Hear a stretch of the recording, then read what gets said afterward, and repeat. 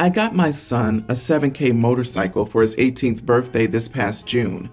My son is obsessed with automobiles and loves motorcycles. In his room, he has plenty of models and posters of motorcycles of all types. His bio dad passed away when he was just 12. Now I'm married to my current husband, and he has kids of his own. My husband has always been against my son's interest in motorcycles. He thinks I'm encouraging him to be reckless, distracting him from school, and by extension his future, and spoiling him and blowing away money by spending 7K on a motorcycle. This caused tension between him and my son, so I told him to stop complaining. About 2 weeks ago, my son's motorcycle went missing. We opened a police report, but nothing came out of it. It just disappeared. My husband had a smirk on his face the entire time, just walking around saying, "I told you so. You just wasted your money." This was unbearable to hear, to be quite honest. My mother-in-law visited a few days ago. She was talking about the other house my husband owns and mentioned seeing a motorcycle, one that's similar to the one we lost, in my husband's garage while she was cleaning. She goes to clean that house weekly, even though it's empty. My husband plans on giving it to his kids as an inheritance. I was puzzled. I asked if she was certain, but she showed me a photo she took of it, which confirmed that it was indeed my son's motorcycle. I immediately rushed to call my husband and confront him about it. He admitted that he took and hid the bike in his garage as a last resort, after his stepson and I kept brushing him and his thoughts off about the 7K being spent on something unnecessary that could cause issues. I blew up at him, demanding he return it. He refused and told me he had been considering selling it and giving the money back to me so I could use it wisely this time. I told him I was serious and that I'd call the police. He literally said, "This is a family matter and cops can't do crap about it." I had enough. I called the cops as soon as I ended the call with him. The motorcycle was found and returned, but my husband had to be taken in since there was an open file about the motorcycle going missing. He was let go eventually, but he was livid with me. He came home yelling about how awful what I did was and how crazy my behavior was. I refused to engage in the argument, but he told his entire family about it, and they judged me for calling the police on my husband, even though I had already asked him to return it. He said he was just looking out for my son, and that one day we'll realize that he was right, but only when it's too late. My son isn't speaking to my husband or me. I feel horrible about the whole situation, and I'm starting to think I handled this the wrong way. Not the idiot. So he's controlling, patronizing, condescending, and manipulative, and has no issue breaking the law when he thinks he's in the right. There's nothing about this man that could redeem this. Choose whether you want a relationship with your son or your toxic husband. Everyone's the idiot here. Your husband's methods were terrible.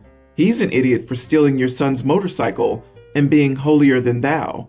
You for continuing to enable this behavior instead of saying this is enough and putting your son first. But what kind of irresponsible mother buys their 18-year-old a motorcycle? It's just a fun hobby until you get rear-ended by an 18-wheeler, hit some gravel in a curve, or have someone pull out in front of you. Your husband was not looking out for your son. On the contrary, he was jealous that you spent that amount and decided to punish you and your son. He didn't care about your son's feelings. I'm sure he was distraught at having his bike stolen. The number of red flags, just the fact that he thinks police won't do anything about domestic matters, that's huge. Please stand by your son's side on this. You handled it correctly by calling the police. My female 25, dad passed away days ago. My sister's husband, 31, said he couldn't be present for the funeral because he had to go on a business trip out of town, which devastated my sister. She's got so much on her plate: pregnancy, my nephew, and now my dad's death. Brother-in-law is a grade A workaholic, and it's affected his social life, but he refuses to admit it. The day of the funeral, my boyfriend was the one driving us. We drove past my brother-in-law's workplace at 8 a.m. and saw his car in the parking lot. I couldn't believe it. I know his car well since he used to drive me to school with it sometimes, so I took a picture of it and sent it to my sister.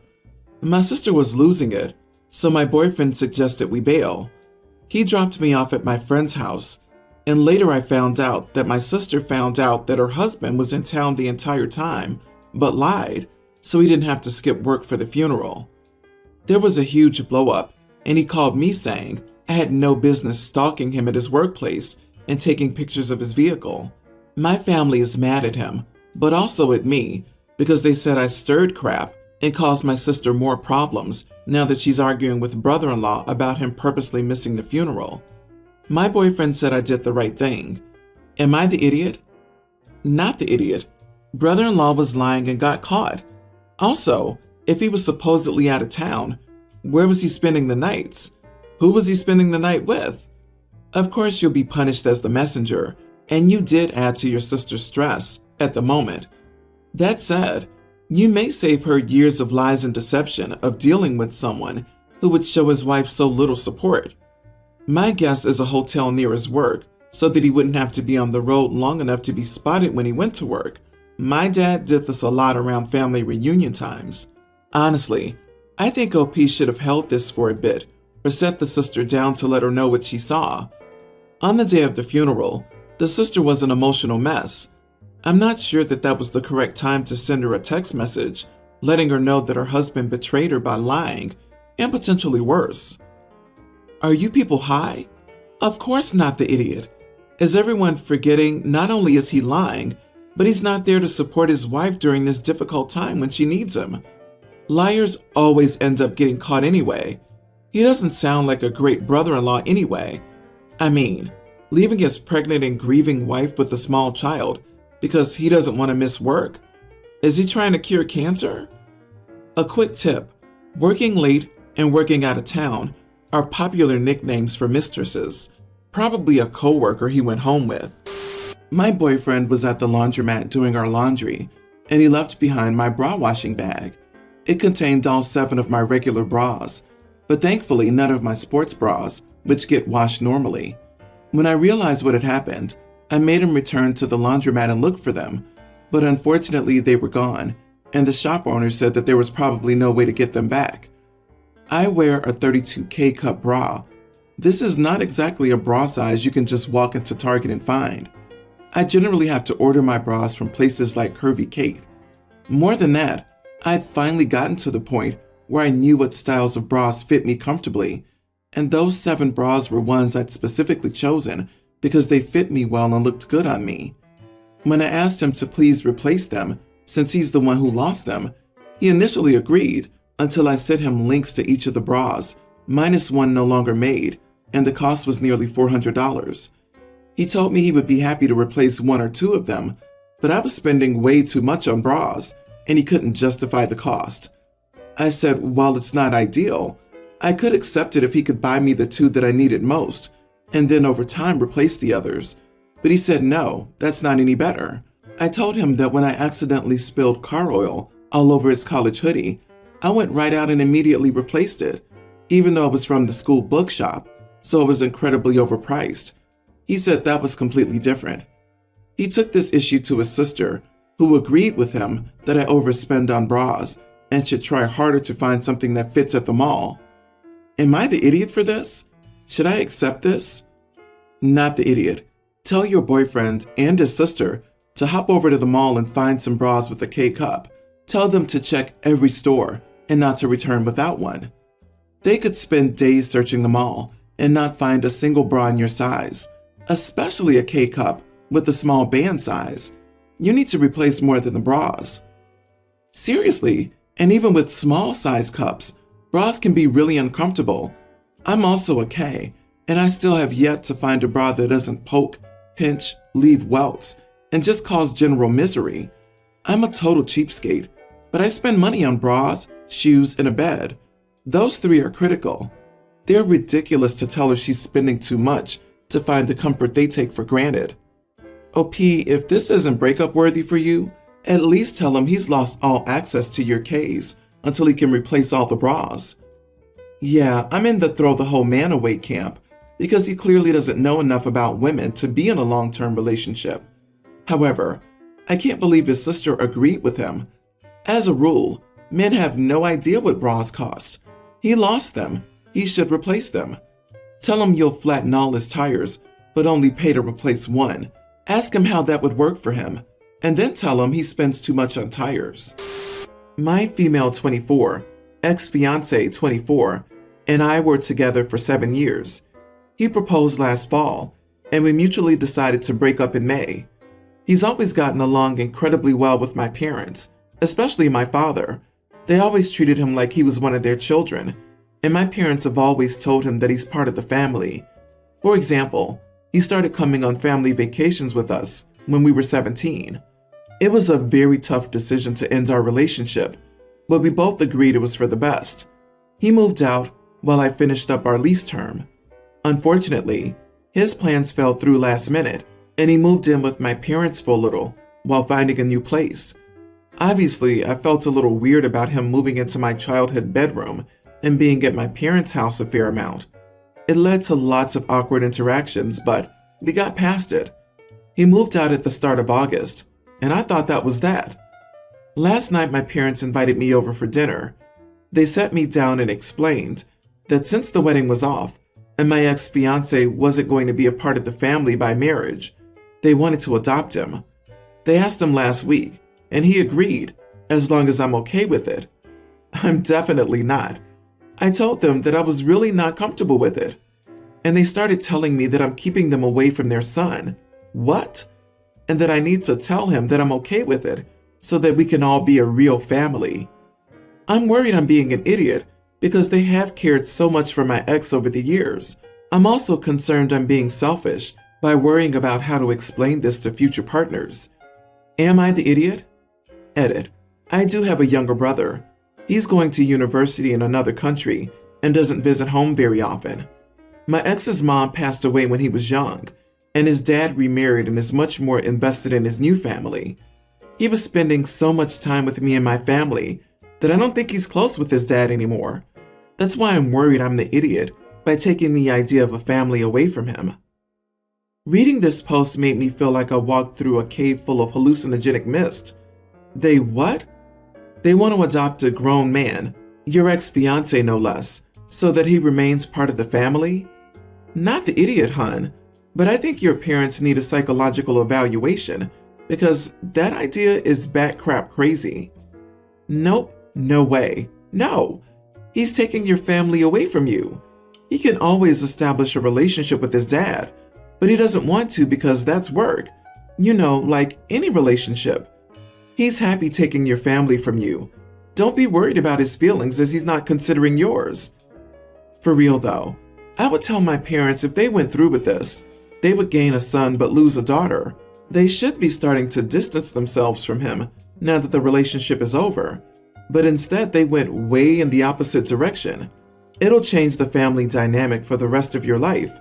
How will you ever move on properly and find a new partner with your ex around the corner? Imagine taking a new partner to your parents' house, sitting around the table, opposite your high school sweetheart. Forever. No, do not do it. Don't agree to this. How does one adopt a 24-year-old? It's basically just a legal petition to the courts. It happens fairly often for various reasons. My brother adopted a stepdaughter to solidify their relationship and to make her eligible for a share of our father's estate. So there are 2 reasons. Also, before same-sex marriage was legal, it was a way for some couples to establish next of kin and other inheritance rights that would have otherwise been denied to them. This was supposed to help allow a life partner other things, such as medical power of attorney and the legal ability to bury your SO. I've also seen adult adoption as a way to cut legal ties with toxic parents or grandparents by replacing them with their chosen family. So it makes them able to get some of their estate. I mean, I don't see how this is that strange.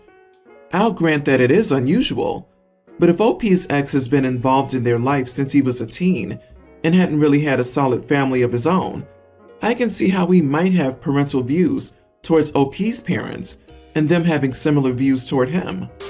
My daughter recently returned from college, and my sister joined us all for dinner. We all went to the Cheesecake Factory, and everyone thoroughly enjoyed themselves. We all got full regular entrees, no salad, enjoyed the bread, and even got dessert. Just to paint the picture, it was a complete meal. When we got home, my sister goes into the fridge and pulls out a rack of brownies that she baked and then gets the ice cream too. My wife and I tell Rachel, not her real name, "Thank you for the brownies, but we're good." My daughter also says, "I'll have some tomorrow, Aunt Rachel, but I'm stuffed for today." Rachel's okay, gets a big bowl for herself and some ice cream, and then keeps asking my daughter to have a spoonful. My daughter says, "No, really, I'm good." Then Rachel says, "Oh, did your parents say you can't have any?" She says, "Hey, Aunt Rachel, no, I just don't want to eat so late. Plus, I am full." It was getting weird. I could tell my daughter was uncomfortable. I say, "Rachel, thank you so much for the brownies, but we don't like to eat so late." This was when it got weirder. I'm guessing Rachel took that as all of us ganging up on her. I could see her forehead was getting sweaty. And she says, "It's toxic you taught your teenage daughter diet culture just so she could look good for men and fit into a white beauty standard." I got really annoyed by this, and I told Rachel we encouraged our daughter to lose weight so she would be healthy. We have a family history of diabetes, and there's a reason why you have diabetes and I don't, and why my daughter won't either. And after this, it just got really bad. She started crying like crazy and said she was just standing up for young women. She ends up leaving shortly after. My wife tells me I was being too harsh, and my daughter says that she's sad that my Aunt Rachel was crying because she knows she wants the best. I feel like it's a really weird place. My sister doesn't have a family of her own, and she really wants someone who she can mentor like a child too. And we've had tons of aunt-niece days, but I'm really questioning her judgment these days. She works in education policy and helped my daughter a ton when it came to colleges. But for me, I feel like Rachel wants my daughter to be like her, and in a way be fat too and undo my daughter's weight loss. I know that could have been really embarrassing for Rachel. Am I the idiot? Not the idiot. You have a valid point. Part of being healthy is to have healthy relationships with food, including knowing when you're full and when you shouldn't push your stomach. And I'm not too fond of the fact that the sister wouldn't take no for an answer. That's not advocating for women. It's not advocating for anything. OP's sister recognized that she was overindulging and wanted someone to do it with her so that she could justify it and not feel guilty. You see the same thing around people drinking, trying to push it on others so that they aren't the lone idiot who doesn't know when they've had too much. Far be it from me to determine what other people's eating habits should be, but trying to push someone into something they're doing so that they can assuage themselves is an ugly look, regardless of the activity. OP, what your sister was saying to you was over the top. She wasn't listening to no, which is a complete sentence, then went after you with the subtext of self-loathing and misogyny in her white culture comment. You could have been nicer, maybe, but to be honest, if someone told me in front of my teenage daughter that I was toxically prepping her for men's use, I wouldn't be polite either. You gave your sister some tough love. It's the first warning, but she may be surprised when you cut contact if she can't respect your and your daughter's boundaries.